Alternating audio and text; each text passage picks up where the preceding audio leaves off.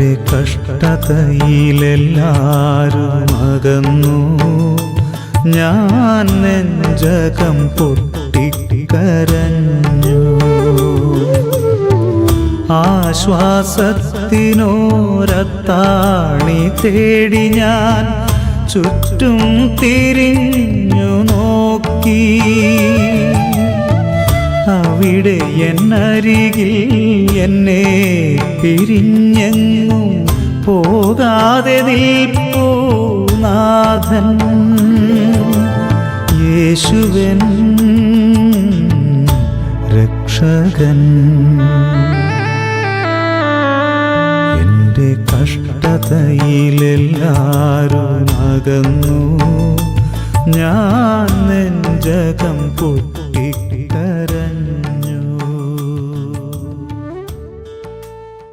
ഞാൻ സോഷ്യൽ മീഡിയയിൽ കണ്ടതായ ഒരു പോസ്റ്റാണ് ഇന്നത്തെ ചിന്തയ്ക്ക് ആധാരമായിട്ടുള്ളത്. അതിങ്ങനെയാണ്: When I is replaced by we, even illness becomes wellness.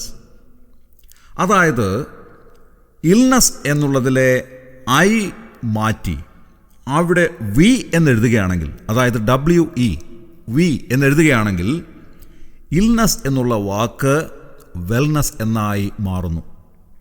ഒരുപാട് അർത്ഥങ്ങൾ അന്തർലീനമായിട്ടുള്ള ഒരു വാചകമാണല്ലോ ഇത്. ഐ എന്ന് പറയുന്ന ആ അക്ഷരം എന്നെ സൂചിപ്പിക്കുന്നതാണ്, ഞാൻ. ആ പദം മാറിയിട്ട് അതിൻ്റെ സ്ഥാനത്ത് വി, അതായത് ഞങ്ങൾ അല്ലെങ്കിൽ നമ്മൾ എന്നുള്ളതായ പദം വരുമ്പോൾ, ആ പദം, അതായത് ഇൽനസ് എന്നുള്ളതായ ആ പദം, രോഗാവസ്ഥ എന്നുള്ളതായ അർത്ഥം വരുന്നതായ ആ പദം പാടെ മാറി അതിൻ്റെ വിപരീത അർത്ഥം, അർത്ഥവത്തായ ആരോഗ്യാവസ്ഥ എന്നുള്ള പദത്തിലേക്ക് മാറുകയാണ്. സോഷ്യൽ മീഡിയയിൽ ഒരുപക്ഷെ നിങ്ങളിൽ പലരും ഇത് കണ്ടിട്ടുണ്ടാകാം.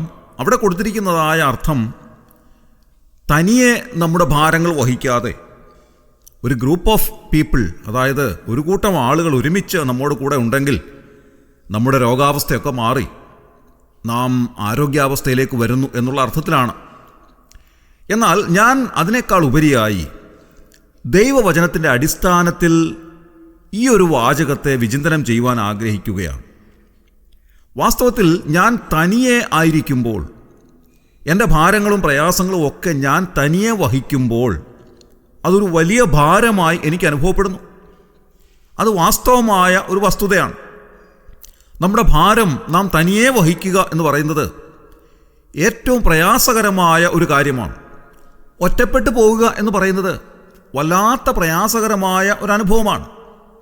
ജീവിതത്തിൽ മറ്റാരുടെയും സഹകരണമില്ലാതെ, സഹായമില്ലാതെ, സമ്പർക്കമില്ലാതെ ജീവിക്കുക എന്ന് പറയുന്നത് ഏറ്റവും ദുഷ്കരമായ ഒരു കാര്യം തന്നെയാണ്.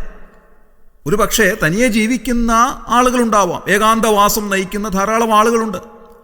അവരുടെ ആരോഗ്യാവസ്ഥയിൽ അവർക്ക് ഏകരായി പാർക്കുന്നത് സന്തോഷകരമായിരിക്കാം. പക്ഷേ അവരുടെ ആരോഗ്യം ക്ഷയിക്കുമ്പോൾ, അവർ രോഗികളായിത്തീരുമ്പോൾ അവർക്ക് ഏകരായി പാർക്കുക എന്ന് പറയുന്നത് ഏറ്റവും ദുഷ്കരമായ ഒരു കാര്യം തന്നെയാണ്. ജീവിതത്തിൽ മറ്റാർക്കും സഹായിക്കാനാകാതെ വരുന്നതായ ഒരു സ്ഥിതിവിശേഷം, ആരുടെയും സഹായമില്ലാതെ ജീവിക്കേണ്ടി വരുന്നതായ ഒരു സാഹചര്യം, അത് ഭയാനകമായൊരു സാഹചര്യമാണ്. അതാണ് 38 ആണ്ട് രോഗിയായിരുന്ന മനുഷ്യൻ്റെ അരികിലേക്ക് കർത്താവ് ചെല്ലുമ്പോൾ ബെഥെസ്ദ കുളക്കരയിൽ വെച്ച് ആ മനുഷ്യൻ കർത്താവിനോട് പറയുന്നത് എനിക്ക് ആരുമില്ല എന്നാണ്. അത് ഏറ്റവും സങ്കടകരമായ ഒരു സ്ഥിതിയാണ്. തനിയെ ആയിപ്പോവുക, ആരുമില്ലാതെ വരിക, സങ്കടത്തിൽ, പ്രയാസത്തിൽ, രോഗത്തിൽ, ക്ഷീണത്തിലൊക്കെ ആരും സഹായത്തിനില്ലാതെ തനിയെയായി പോകുന്നതായ ഒരു സ്ഥിതിവിശേഷം, അത് ഏറ്റവും പ്രയാസകരമായ ഒരനുഭവം തന്നെയാണ്. അങ്ങനെയുള്ളതായ അവസരം തീർച്ചയായും നമ്മെ രോഗാവസ്ഥയിലേക്ക് നയിക്കുന്നു. ഈ രോഗാവസ്ഥ എന്ന് പറയുന്നത് ശാരീരികമായ രോഗാവസ്ഥ തന്നെയല്ല, മാനസികമായ രോഗാവസ്ഥ നമുക്കുണ്ടാകാം, വൈകാരികമായ രോഗാവസ്ഥ ഉണ്ടാകാം, സാമൂഹ്യമായി നോക്കുമ്പോഴും നാം രോഗാവസ്ഥയിലായിത്തീരാം. അങ്ങനെ വിവിധ തലങ്ങളിൽ, ജീവിതത്തിൻ്റെ വിവിധ തലങ്ങളിൽ നാം രോഗികളായിത്തീരാം. നമ്മുടെ മാനസികാവസ്ഥ തന്നെ മാറ്റപ്പെട്ടു പോകാം, മറ്റൊരു നിലയിലേക്ക് നാം മാറിപ്പോകാം. അതുകൊണ്ട് നമ്മുടെ ജീവിതത്തിന് എപ്പോഴും ഒരു സഹായം ആവശ്യമാണ്. നാം ഈ സോഷ്യൽ മീഡിയയിൽ കണ്ടതുപോലെ ധാരാളം ആളുകൾ നമ്മുടെ അരികിലേക്ക് വരുമ്പോൾ നമ്മുടെ രോഗാവസ്ഥ മാറി നാം ആരോഗ്യാവസ്ഥയിലേക്ക് വരുന്നു എന്നെഴുതിയിരിക്കുന്നത് ഒരു നിലയിൽ നോക്കുമ്പോൾ ശരിയാണ്. പക്ഷേ ഈ കടന്നു വന്ന ആളുകൾ എപ്പോഴും നമ്മുടെ കൂടെ ഉണ്ടാകണമെന്നില്ല. അവരൊക്കെ അവരുടേതായ ആവശ്യങ്ങൾക്ക് വേണ്ടി, അവരുടേതായ ജീവിത ആവശ്യങ്ങൾക്ക് വേണ്ടി അവരൊക്കെ മാറിപ്പോകാം. ഏതാനും ചില സമയത്തേക്കൊരു പക്ഷേ നമ്മുടെ കൂട്ടുകാരോ നമ്മുടെ ബന്ധുക്കളോ സ്വന്തക്കാരോ ഒക്കെ നമ്മുടെ സമീപത്ത് വന്നെന്നിരിക്കാം. പക്ഷെ എല്ലാ സമയത്തും എല്ലാവരെയും നമുക്ക് ഒരുമിച്ച് കിട്ടണമെന്നില്ല. എന്നാൽ ജീവിതത്തിൻ്റെ എല്ലാ സമയത്തും നമ്മോട് കൂടെയുള്ള ഒരു കരം നമുക്കുണ്ടെങ്കിൽ അതെത്രയോ വലിയ ഒരാശ്വാസമാണ്. ഒരു സമയത്തും നമ്മെ പിരിയാത്ത ഒരാൾ നമ്മോട് കൂടെ ഇരിക്കുന്നുവെങ്കിൽ അതെത്ര വലിയ ഒരാശ്വാസവും സൗഖ്യവും നമുക്ക് നൽകുന്നതായ ഒരു കാര്യമാണ്. പ്രിയമുള്ളവരെ, നമ്മുടെ രോഗാവസ്ഥയിൽ, നമ്മുടെ ക്ഷീണാവസ്ഥയിൽ നാം തനിയെ ആകുന്നു എന്ന് ചിന്തിക്കുമ്പോൾ നമ്മോട് കൂടെ എല്ലാ സമയത്തും ഇരിക്കുന്ന ഒരാൾ അതാരാണ്? മനുഷ്യർക്ക് ആർക്കും അങ്ങനെ ഇരിക്കുവാൻ സാധ്യമല്ല. അവരൊക്കെ ചില സമയത്തേക്കെങ്കിലും നമ്മുടെ അരികിൽ നിന്ന് മാറിപ്പോയേക്കാം. പക്ഷേ ഒരു സമയത്തും നമ്മെ പിരിയാതെ നമ്മോട് കൂടെ ഇരിക്കുന്നത് വലിയവനായ ദൈവം മാത്രമാണ്. ആ സഹായമാണ് ഇടമുറിയാതെ നമുക്ക് ലഭിക്കുന്നതായ സഹായം. ഇസ്രായേലിൻ്റെ പരിപാലകൻ മയങ്ങുകയില്ല, ഉറങ്ങുകയുമില്ല എന്നാണ് നാം വായിക്കുന്നത്. യഹോവ നിന്റെ പരിപാലകൻ, യഹോവ നിന്റെ വലത്തുഭാഗത്ത് നിനക്ക് തണൽ. എല്ലാ സമയത്തും നമ്മോട് കൂടെ ഇരിക്കുന്ന ഒരു വലിയ സഹായം നമുക്ക് നൽകുന്ന കരം എന്ന് പറയുന്നത് കർത്താവിൻ്റെ കരം മാത്രമാണ്. അതുകൊണ്ട് രോഗാവസ്ഥയിൽ, അതായത് ഇൽനസ് എന്ന് പറയുന്നതായ ആ ഒരു സാഹചര്യത്തിൽ ഐ എന്നുള്ള പദം മാറ്റിയിട്ട് വി എന്നാക്കുക. അതായത് ഞാൻ തനിയെയുള്ള അവസ്ഥ അങ്ങോട്ട് മാറിയിട്ട് ഞാനും എൻ്റെ കർത്താവും എന്നുള്ള സ്ഥിതിയിലേക്ക് വരുമ്പോൾ ഇൽനസ് എല്ലാം മാറിയിട്ട് വെൽനസ് ആകുന്നു. രോഗാവസ്ഥ മാറിയിട്ട് ആരോഗ്യാവസ്ഥയിലേക്ക് ഞാൻ വരികയാണ്. എത്ര വലിയ അനുഗ്രഹകരമായ ഒരു ചിന്തയാണിത്. ഇന്ന് രാവിലെ എന്നെ കേൾക്കുന്ന പ്രിയമുള്ളവരെ, ഒരു പക്ഷേ താങ്കൾ രോഗിയായിരിക്കാം, ഏതെങ്കിലും നിലയിലുള്ള ക്ഷീണാവസ്ഥ അനുഭവിക്കുന്ന വ്യക്തിയായിരിക്കാം, ഏതെങ്കിലും നിലയിൽ രോഗാവസ്ഥയിലൂടെ കടന്നു പോയിട്ട് തനിയേ ഉള്ളൂ എന്ന് വിചാരിക്കുന്ന വ്യക്തിയായിരിക്കാം. അങ്ങനെ എന്തെങ്കിലുമൊക്കെ ആയിക്കൊള്ളട്ടെ, ഈ ചിന്ത നമ്മോട് പറയുന്നതായ ഒരു കാര്യം ഇതാണ്: ഞാൻ തനിയേ ഉള്ളൂ എന്നുള്ളതായ ആ ഒരു പ്രയാസപ്പെടുത്തുന്ന ചിന്ത അങ്ങോട്ട് മാറിയിട്ട് കർത്താവ് എൻ്റെ കൂടെയുണ്ട്, ഐ എന്നുള്ളതിന് പകരം വി എന്ന് പറയുന്നതായ ഒരു സ്ഥിതിയിലേക്ക് ഞാൻ മാറിയിരിക്കുന്നു എന്നുള്ള ചിന്ത നമ്മുടെ ഹൃദയത്തെ ഭരിക്കട്ടെ.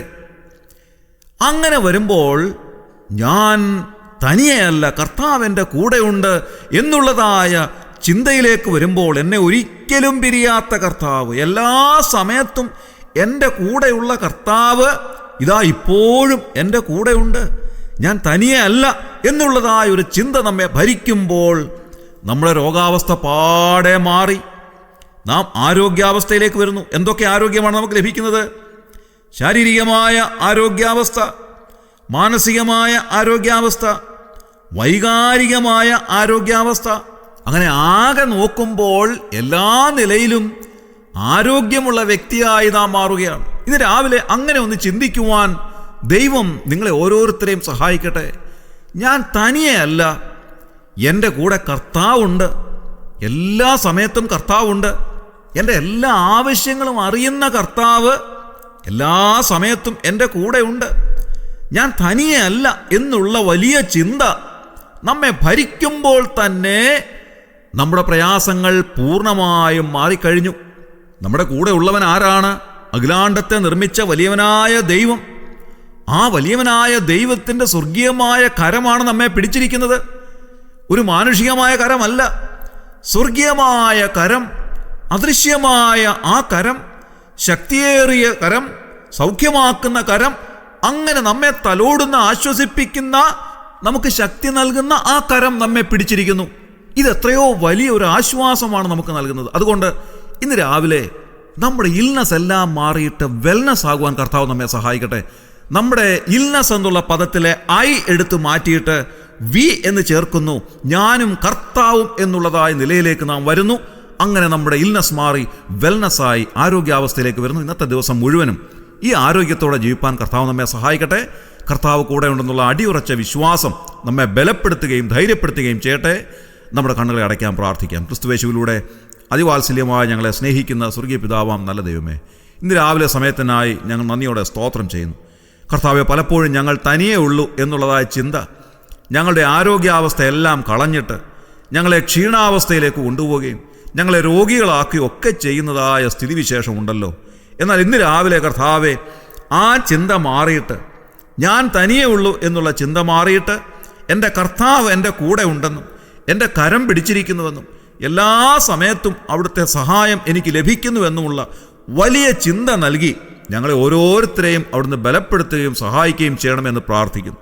ഈ വാക്കുകളെ ശ്രവിക്കുന്ന ആരെങ്കിലും കർത്താവെ തനിയേ ഉള്ളൂ എന്ന് വിചാരിച്ച് വല്ലാതെ ഭാരപ്പെടുന്നവരായിട്ടുണ്ടെങ്കിൽ ഇന്ന് രാവിലെ സ്വർഗീയമായ ചിന്തകളാൽ അവരെ ഭരിക്കുകയും അവർ തനിയെയല്ല, കർത്താവിൻ്റെ കരം എല്ലാ സമയത്തും അവരെ പിടിച്ചിരിക്കുന്നു എന്നുള്ള വലിയ ബോധ്യം നൽകി അവരെ ബലപ്പെടുത്തുകയും ചെയ്യണമെന്ന് പ്രാർത്ഥിക്കുന്നു.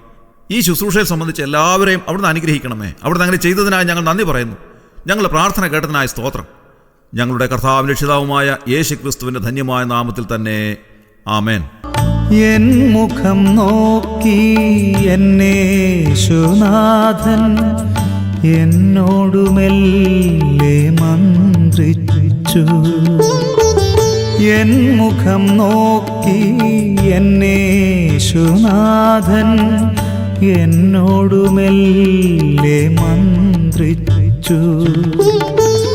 ആരെല്ലാം പോയാലും അമ്മ മറന്നാലും ഞാൻ നിന്നെ പിരിയുകില്ല.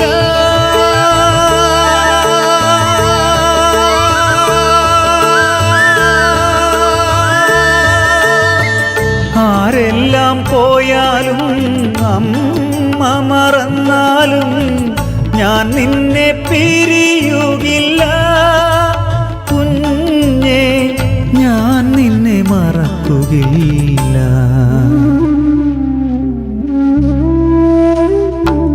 എൻ്റെ കഷ്ടതയിലെല്ലാരും അകന്നു. ഞാൻ നെഞ്ചകം പൊട്ടിക്കരഞ്ഞു. ആശ്വാസത്തിനോരത്താണി തേടി ഞാൻ ചുറ്റും തിരിഞ്ഞു നോക്കി. അവിടെ എന്നരികിൽ എന്നെ പിരിഞ്ഞെങ്ങും പോകാതെ നിൽപ്പൂ നാഥൻ. യേശുവൻ രക്ഷകൻ. എൻ്റെ കഷ്ടതയിലെല്ലാരും അകന്നു. ഞാൻ നെഞ്ചകം പൊട്ടിക്കരഞ്ഞു.